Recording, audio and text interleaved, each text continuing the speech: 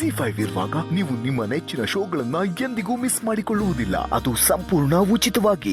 ನಿಮ್ ಬಾಂಧವ್ಯ ಏನು ಅನ್ನೋದು ನನ್ನ ಮನ್ಸಿಗೆ ಅರ್ಥ ಆಗತ್ತಮ್ಮ.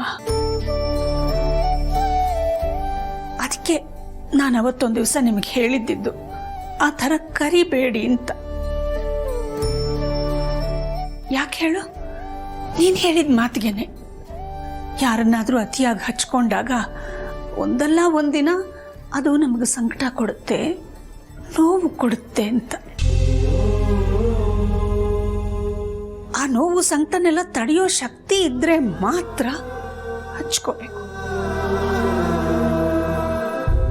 ನೋಡಿ, ನಿಮ್ಗಿಬ್ರಿಗೂ ಇವತ್ತು ಮನಸ್ಸಿಗೆ ಅದೆಷ್ಟು ನೋವಾಗಿದೆ ಅಂತ. ಅಲ್ಲಮ್ಮ ಪಾರ್ವತಿ, ಇವತ್ತು ಜನನಿ ಮಗುನ ಆಚೆ ಕರ್ಕೊಂಡು ಹೋಗ್ತೀನಿ ಅಂತ ಹೇಳಿದಾಗ ನಮ್ಮ ಕಾರ್ಯಕ್ರಮ ಈ ರೀತಿ ಇದೆ ಅಂತ ನೀನು ಯಾಕಮ್ಮ ಹೇಳಲಿಲ್ಲ?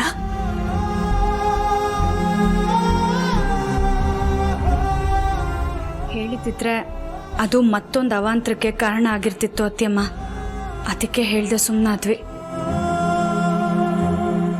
ಜನನಿಗೆ ನಮ್ಮ ಪುಟಾಣಿ ಜೊತೆ ಕಾಲ ಕಳೆಯೋದಕ್ಕೆ ಸಮಯ ಸಿಗದೆ ಅಪರೂಪ.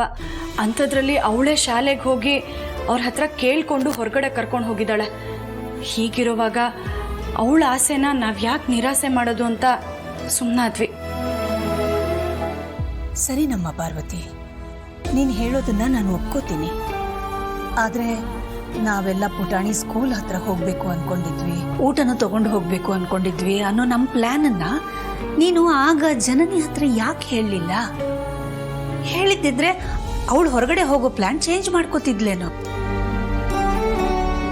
ಯಾಕಂದ್ರೆ ಮನೇಲಿ ಪುಟಾಣಿಗೆ ಇಷ್ಟ ಆಗುವಂಥ ಇಷ್ಟೊಂದು ವೆರೈಟಿ ಅಡುಗೆಗಳನ್ನೆಲ್ಲ ಮಾಡಿ ತಗೊಂಡು ಹೋಗೋ ಪ್ಲ್ಯಾನ್ ಮಾಡಿದ್ದೀವಿ ಅಂತ ಅವಳಿಗೆ ಹೇಳಿದ್ದಿದ್ರೆ ಅವಳ ಪ್ಲ್ಯಾನಿಂದ ಅವಳು ಹಿಂದೆ ಸರಿದಿರೋಳು.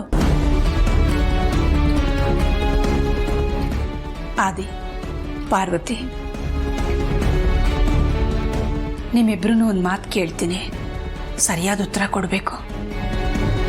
ಆಯ್ತು, ಕೇಳಿಮ್ಮ. ಜನನಿ ಈಗ ಮೊದಲಿನ ಥರ ಮುದುಡ್ಕೊಂಡಿಲ್ಲ ಅಲ್ವಾ?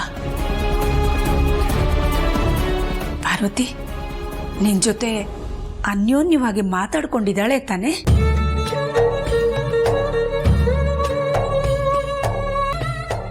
ಏನಪ್ಪ? ಹಾಮ, ಇವಾಗ ಆ ಥರ ಎಲ್ಲ ಪ್ರಾಬ್ಲಮ್ ಏನಿಲ್ಲ. ಹೌದು ತಾನೆ ಪಾರ್ವತಿ?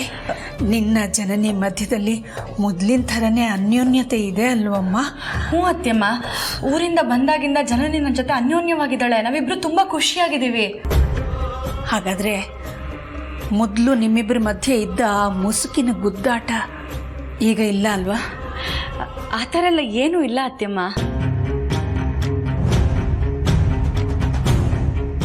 ಆಗ್ಲಮ್ಮ, ಹಾಗಿದ್ರೆ ನನಗೂ ಸಂತೋಷ. ನಿಮ್ಮಿಬ್ಬರ ಸಂಬಂಧ ಹೀಗೇ ಇರಲಿ ಅಂತ ಬಯಸ್ತೀನಿ, ಹಾರೈಸ್ತೀನಿ.